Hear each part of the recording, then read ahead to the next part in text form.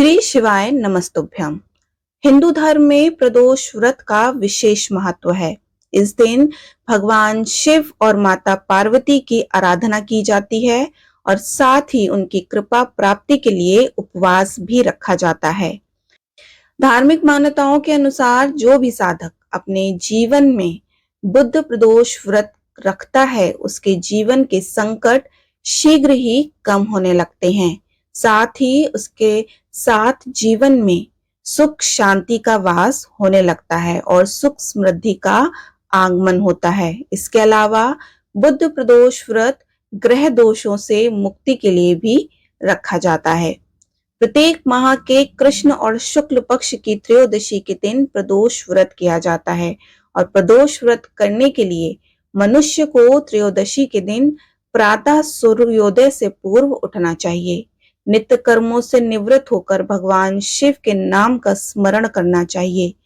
पूरे दिन उपवास रखने के बाद सूर्यास्त से लगभग 1 घंटा पहले स्नान कर श्वेत वस्त्र धारण करने चाहिए। प्रदोष व्रत की आराधना करने के लिए कुशा के आसन का प्रयोग किया जाता है।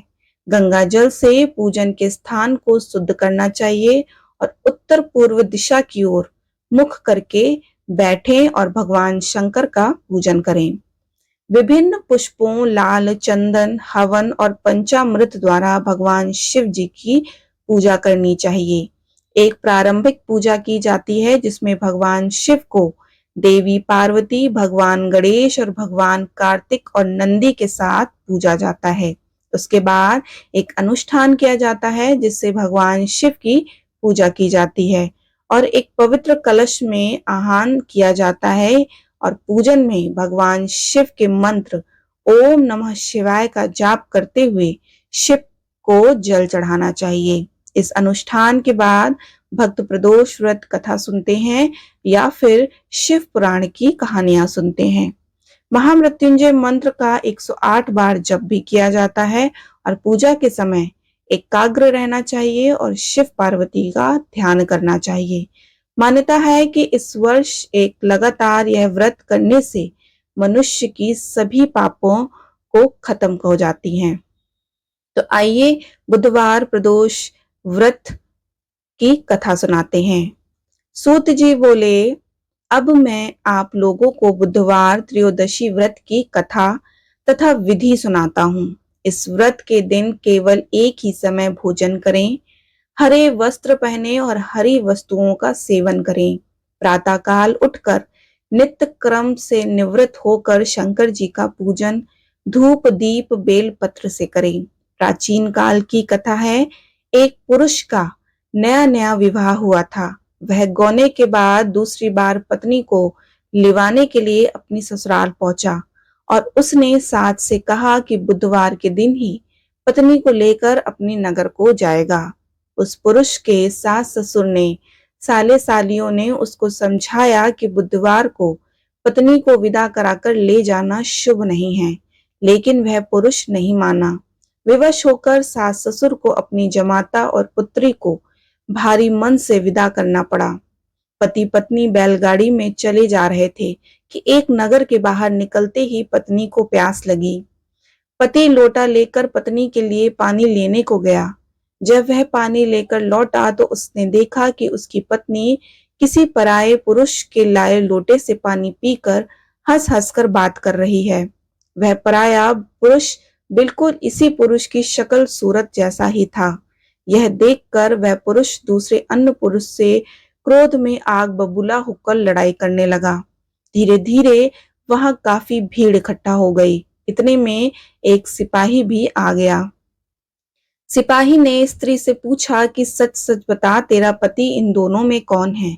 लेकिन वह स्त्री चुप रही क्योंकि दोनों पुरुष हम शक्ल थे। बीच राह में पत्नी को इस तरह लुटा देखकर वह पुरुष मन ही मन शंकर भगवान की प्रार्थना करने लगा कि हे भगवान, मुझे और मेरी पत्नी को इस मुसीबत से बचा लो। मैंने बुधवार के दिन अपनी पत्नी को विदा कराकर जो अपराध किया है उसके लिए मुझे क्षमा करो। भविष्य में मुझसे ऐसी गलती नहीं होगी। श्री शंकर भगवान उस पुरुष की प्रार्थना से द्रवित हो गए और उसी क्षण वह अन्य पुरुष कहीं अंतर ध्यान हो गया। वह पुरुष अपनी पत्नी के साथ सकुशल अपने नगर को पहुंचा। इसके बाद से दोनों पति पत्नी नियम पूर्वक बुधवार प्रदोष व्रत करने लगे। बुधवार प्रदोष व्रत की उद्यापन विधि। स्कंद पुराण के अनुसार इस व्रत को 11 या फिर 26 त्रयोदशियों तक रखने के बाद व्रत का उद्यापन करना चाहिए। उद्यापन वाली त्रयोदशी के एक दिन पूर्व श्री गणेश का विधिवत षोडशोपचार से पूजन किया जाना चाहिए। पूर्व रात्रि में कीर्तन करते हुए जागरण किया जाता है और इसके बाद उद्यापन के दिन प्रातः जल्दी उठकर नित्य कर्मों से निवृत्त होकर स्वच्छ वस्त्र धारण कर पूजा स्थल को गंगा जल से शुद्ध कर लें। इसके बाद रंगीन वस्त्रों और रंगोली से सजाकर मंडप तैयार कर लें। मंडप में एक चौकी पर शिव पार्वती की प्रतिमा स्थापित करें और विधि विधान से शिव पार्वती का पूजन करें। भोग लगाकर उस दिन जो वार हो उसके अनुसार कथा सुने और सुनाएं। उमा सहित शिवाय नमः मंत्र का एक माला यानी कि 108 बार जाप करते हुए हवन किया जाता है। हवन में आहुति के लिए गाय से दूध से बनी खीर का प्रयोग किया जाता है और हवन समाप्त होने के बाद भगवान शिव की आरती की जाती है और शांति पाठ किया जाता है। अंत में द्रो ब्राह्मणों को भोजन कराया जाता है और अपने सामर्थ्य अनुसार दान दक्षिणा देकर आशीर्वाद प्राप्त किया जाता है। इसके बाद आप स्वयं भी उस भोजन को ग्रहण कर सकते हैं। प्रदोष व्रत के दिन भगवान शिव और मां गौरी की पूजा के साथ साथ बुध ग्रह और भगवान गणेश की भी पूजा करनी चाहिए। इस व्रत में भोलेनाथ के आगे घी का दीपक प्रज्वलित जरूर करें और साथ ही शिवलिंग पर दूध, दही, घी, गंगा जल आदि चीजों से अभिषेक भी करें। इसके पश्चात भोलेनाथ को चंदन, बेल पत्र, मदार, पुष्प, भांग अर्पित जरूर करें। इससे आपके जीवन में सुख समृद्धि बनी रहेगी।